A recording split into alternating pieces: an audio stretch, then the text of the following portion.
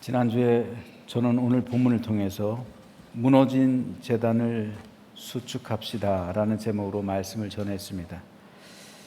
엘리야는 기도하기에 앞서서 하나님 뜻에 맞는 두 가지 일을 행하는데 그 한 가지가 무너진 제단을 수축했던 것이라고 했습니다. 오늘은 엘리야가 행했던 두 번째 일에 대해서 살펴보려고 하는데 그 일이 오늘 본문 33절에서 35절에 기록되어 있습니다. 여기서 엘리야는 무너진 제단을 수축하고 나서 그 수축한 제단 위에 희생 제물을 드리고 있습니다. 33절 말씀을 다시 한번 읽어보겠습니다. 또 나무를 버리고 송아지의 각을 떠서 나무 위에 놓고 이르되 통 넷에 물을 채워다가 번제물과 나무 위에 부으라. 여기서 엘리야가 드린 제물은 송아지였습니다. 그런데 조금 더 주의 깊게 살펴본다면 엘리야가 드린 제물은 송아지 말고도 한 가지가 더 있었습니다. 바로 물입니다. 전통적으로 물은 희생제물 위에 붓는 게 아닙니다.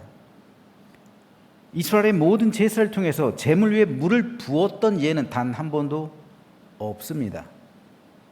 율법에서는 희생제물 위에 소금을 치라고 했지 결코 물을 부으라고 하지 않았습니다.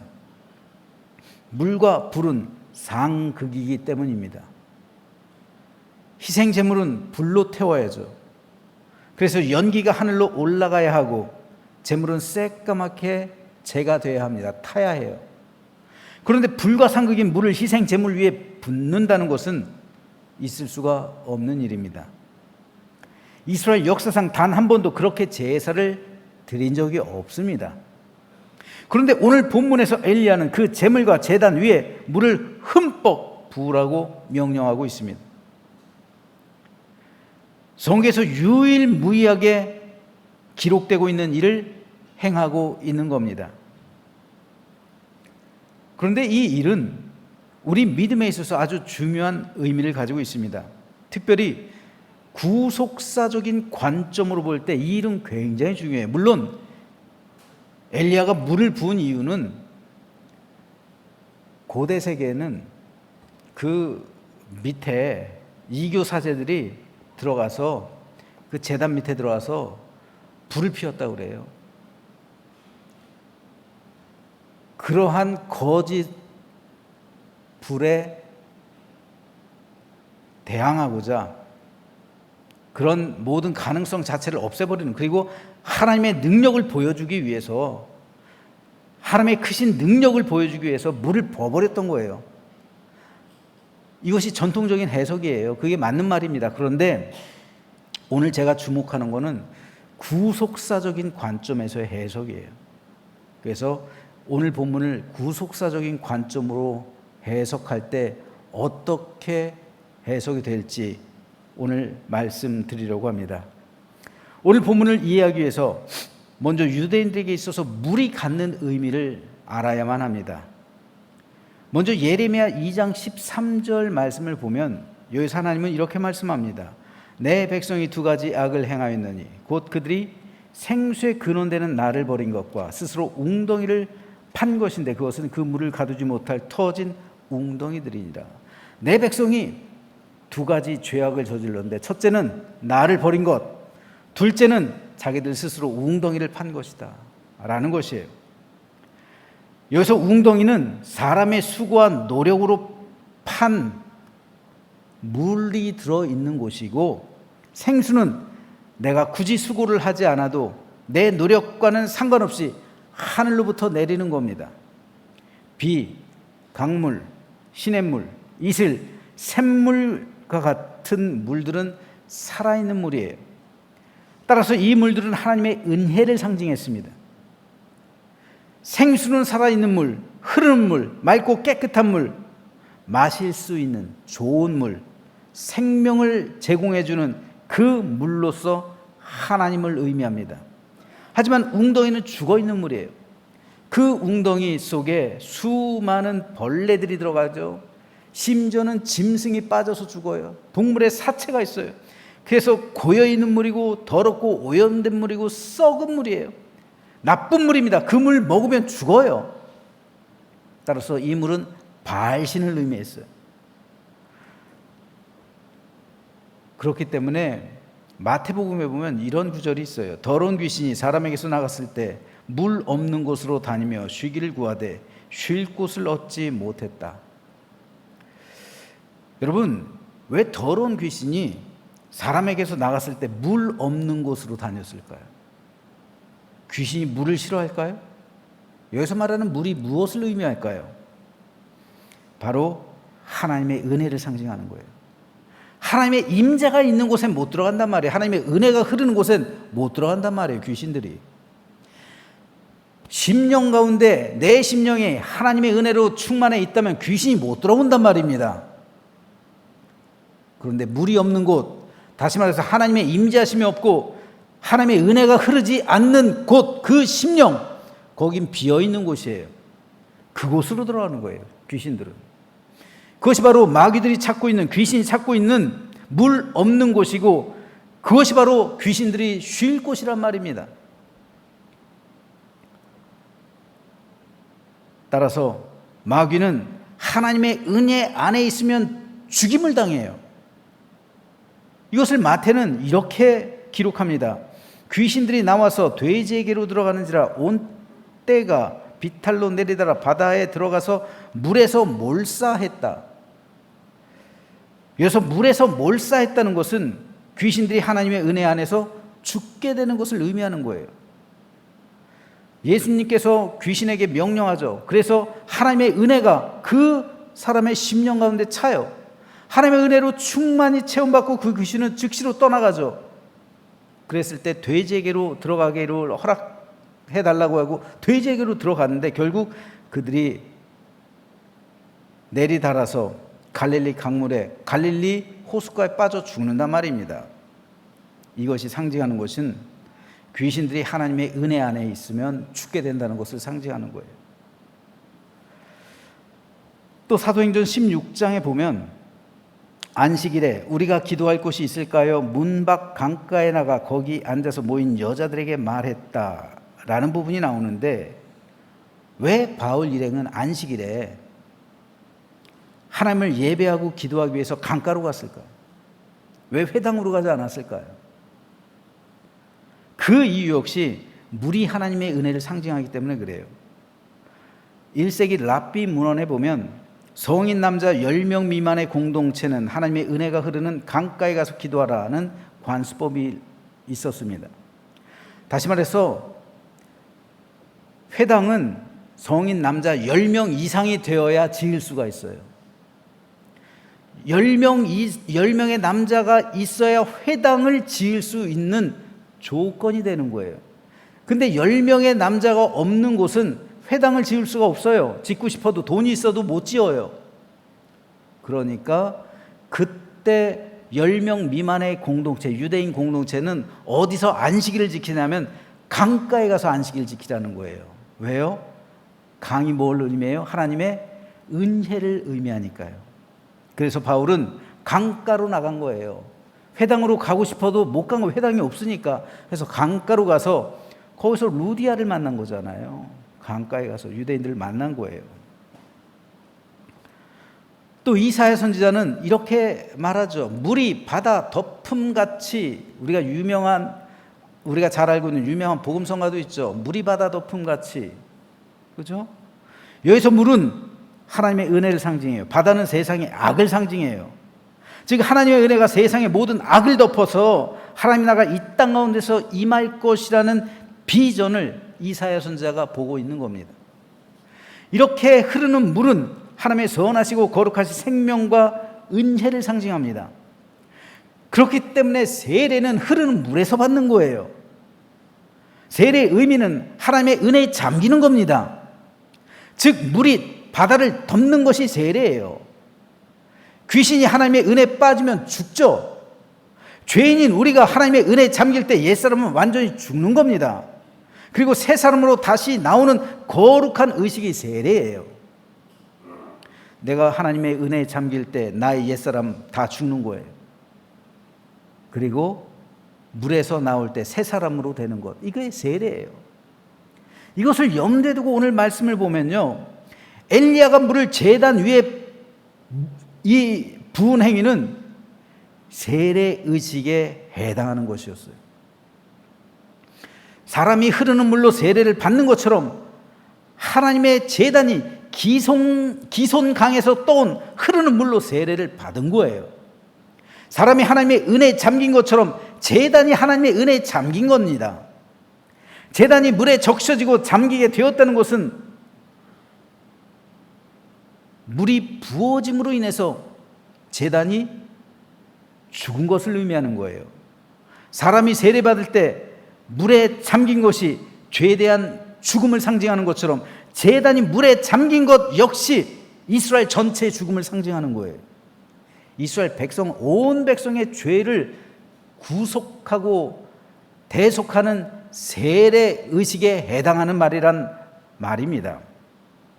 그래서 우상 숭배, 각종 더러운 죄악으로 인해서 죽을 수밖에 없는 이스라엘 모든 백성이 그 은혜물에 잠겨서 죄된 모든 것이 죽음을 맞이하고 이제 새로운 모습으로 거듭나고 나오게 되기를 소망했던 겁니다. 그래서 엘리야는 통 넷에 물을 채우다가 번제물과 나무 위에 가득히 부어요. 그것도 3번이나 반복해서 부어요. 세례 역시 3번에 거쳐 성부, 성자, 성령의 이름으로 물을 붓죠. 그런데 이렇게 엘리야가 물을 부었을 때 놀랍게도 하늘부터 불이 내려요. 그래서 그 제단을 태우고 재물을 활활 태웁니다. 이건 믿음의 역설이에요. 죽은 자 같은데 살아있어요. 가난한 자 같은데 모든 것을 가져요. 연약한 자 같은데 강하고 비천한 자 같은데 모든 권세를 가진 것, 이것이 믿음의 역설이에요. 오늘 본문이 보여주고 있는 것이 바로 이겁니다. 불과 상극이 물을 가득히 부었는데 오히려 하늘로부터 강력한 불이 내려와서 모든 것을 태워버립니다. 역설적이게도 엘리야가 제단에 부은 물은 불의 상극으로서의 물이 아니라 오히려 하나님의 불을 내리게 하기 위한 물이 되었다는 거예요.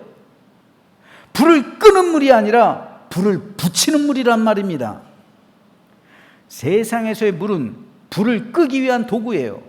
하지만 엘리야가 하나님의 제단에 부은 물은 도리어 하나님의 불을 내리기 위한 물이었다는 사실입니다. 이것은 구속 사역의 완벽한 예시가 됩니다. 예표가 돼요. 왜냐하면 물이 제물이 되는 예가 처음 성경에 등장하고 있기 때문에 그래요. 이것이 예수님에게로 이어지는데, 예수님은 물을 포도주로 만들므로 공생애를 시작하세요. 물은 하나님의 은혜를 상징하죠.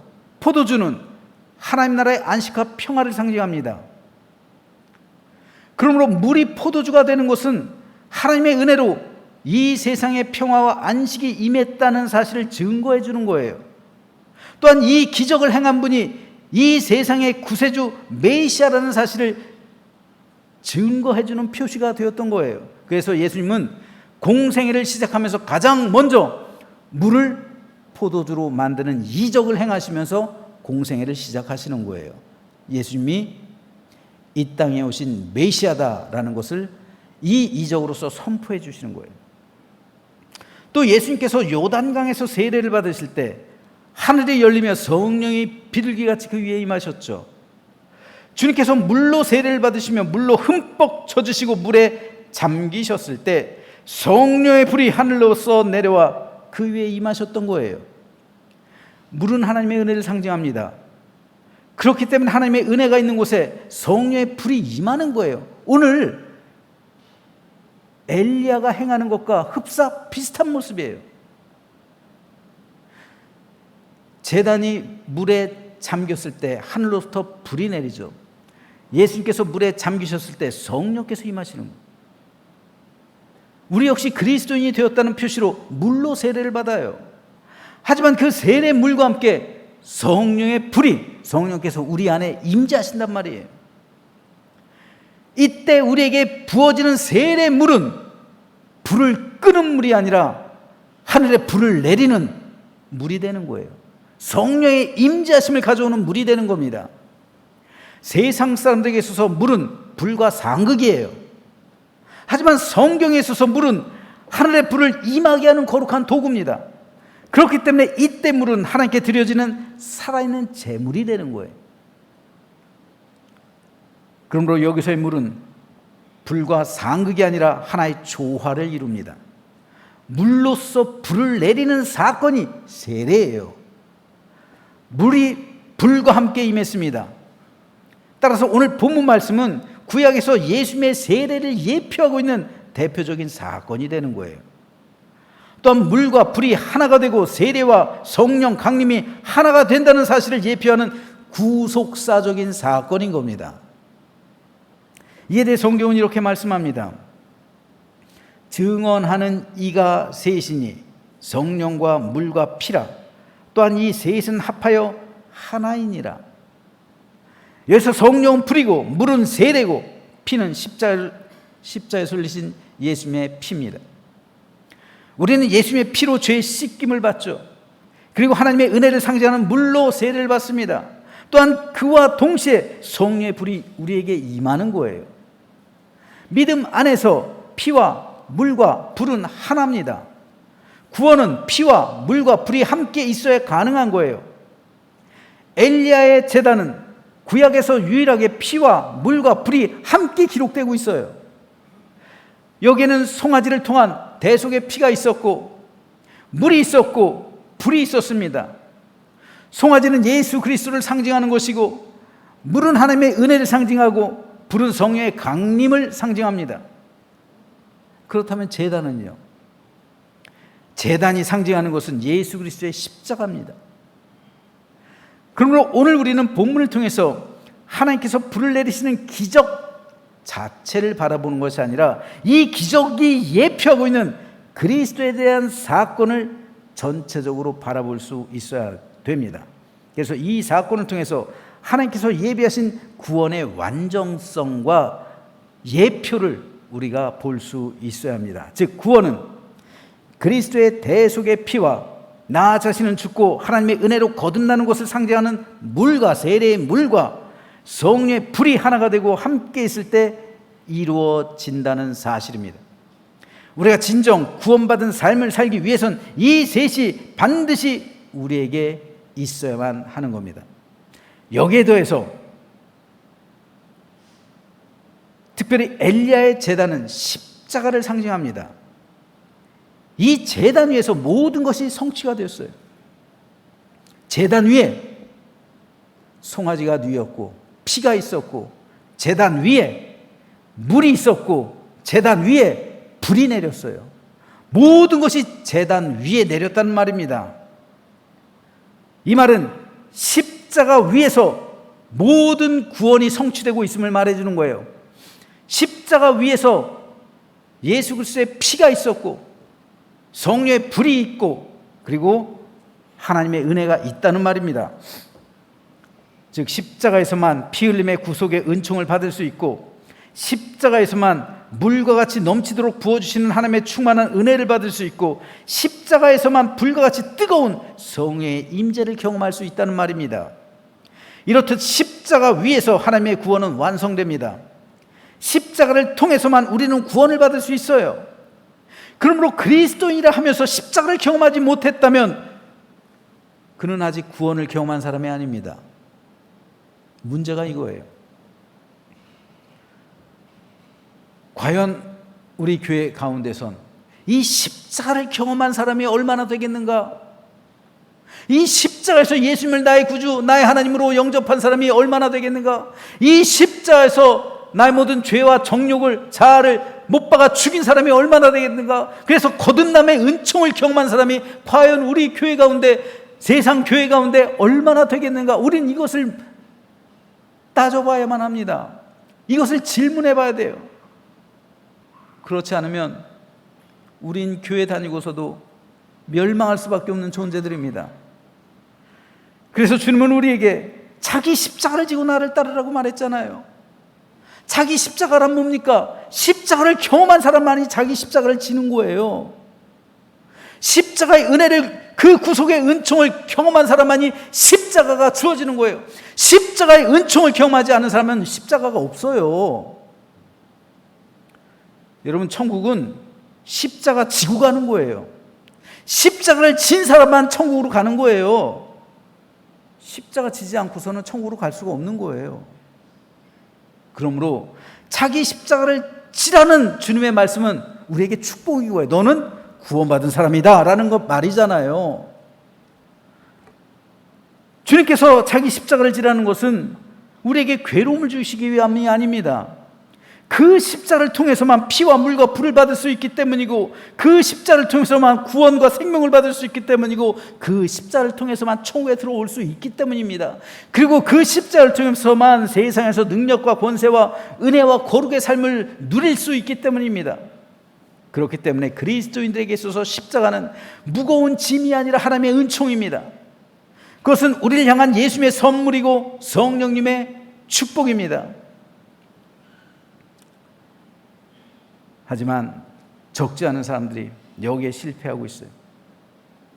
십자가를 선물로 받은 사람들조차도 마치 돌잔치 때 금가락지를 손에 끼워줬는데 아기에게 걸리적거려서 그것을 벗어버리려고 내동댕이 치는 그 아이처럼 우리 역시 그렇게 십자가를 벗어버리려고 몸부림칠 수 있다는 말이에요. 왜요? 당장에 불편하니까요. 괴로우니까요. 좁은 길이니까요. 십자가를 경험한 사람들조차도 십자가를 벗어버릴 수 있다는 말이에요. 하지만 우리가 십자가를 벗어놓는 순간 우리에게서 주님의 구속의 피, 하나님의 충만한 은혜, 성령의 능력, 그것이 사라진다는 사실을 알아야만 합니다. 그리스도인에게 있어서 진정한 자유는 십자가를 지면서 생기는 겁니다. 그리스도인의 참된 능력은 십자가에서 나오는 거예요. 그리스도인의 참된 표식은 그의 어깨에 십자가가 메어져 있을 때만 구별되는 겁니다. 십자가를 벗는 것은 자유를 누리는 것 같지만 죽음에 이르는 것이고, 편한 것 같지만 병이 되는 것이고, 가벼운 것 같지만 죄악의 짐으로 인해 무겁게 눌리는 것이고, 기쁠 것 같지만 슬픔과 고난 가운데 멸망의 길로 가는 거예요. 그래서 바울은 십자가에 대해서 이런 고백들을 합니다. 십자가의 도가 멸망하는 자들에게는 미련한 것이요 구원을 받는 우리에게는 하나님의 능력이라. 그러나 내게는 우리 주 예수 그리스도의 십자가 외에 결코 자랑할 것이 없으니. 바울이 자랑할 게 얼마나 많아요. 가문 자랑할 수 있죠. 그의 학식 자랑할 수 있죠. 그가 가진 권세 자랑할 수 있죠. 그러나 바울은 그 모든 것들을 다 그리스도를 위해서 배설물로 여긴다. 내가 자랑할 것은 오직 하나, 십자가. 왜요? 십자가만이 나를 천국으로 인도하기 때문에 그래요. 예수 그리스도의 십자가만이 나의 생명을 구원하기 때문에. 다른 모든 것들은 내가 천국 가는 거하고 전혀 상관이 없어요. 부자가 천국 가는 거 아니에요. 명예 있다고 천국 가는 거 아니에요. 많이 배웠다고 해서 천국 가는 거 아니에요. 천국은 오직 예수 그리스도의 십자가를 통해서만 가는 거예요. 그러니까 바울은 내게는 우리 주 예수 그리스도의 십자가 외에 결코 자랑할 것이 없다라고 선언하는 겁니다.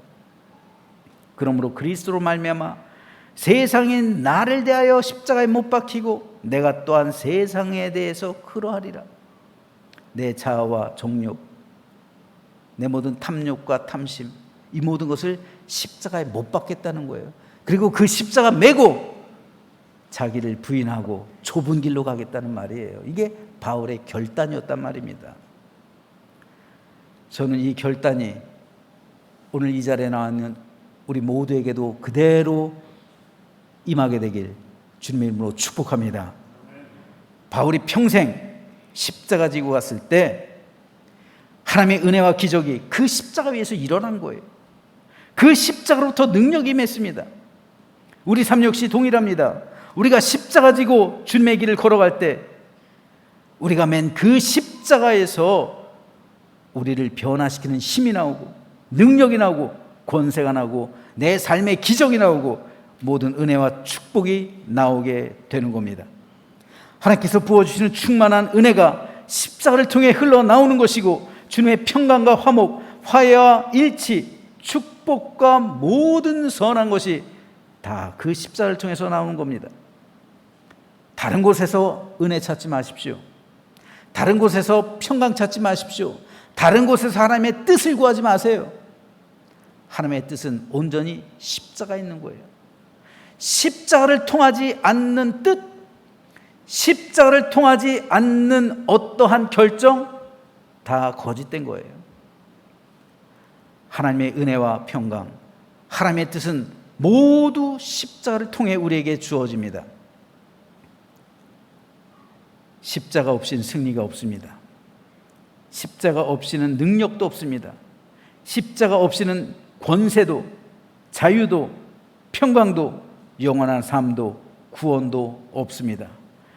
그러므로 엘리야의 제단이 상징하는 것, 그것이 바로 오늘 우리가 메어야 할 십자가라는 사실이에요.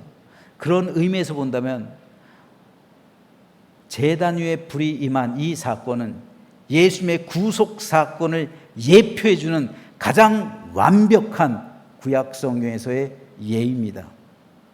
그러므로 오늘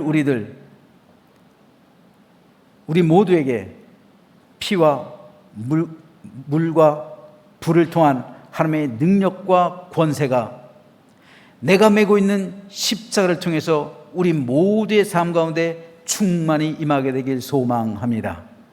그래서 엘리야 같은 기적을 맛보며 능력과 승리의 삶을 살아가며 그리고 하나님께 쓰임받는 우리 모두가 되시기를 주님의 이름으로 간절히 축원합니다.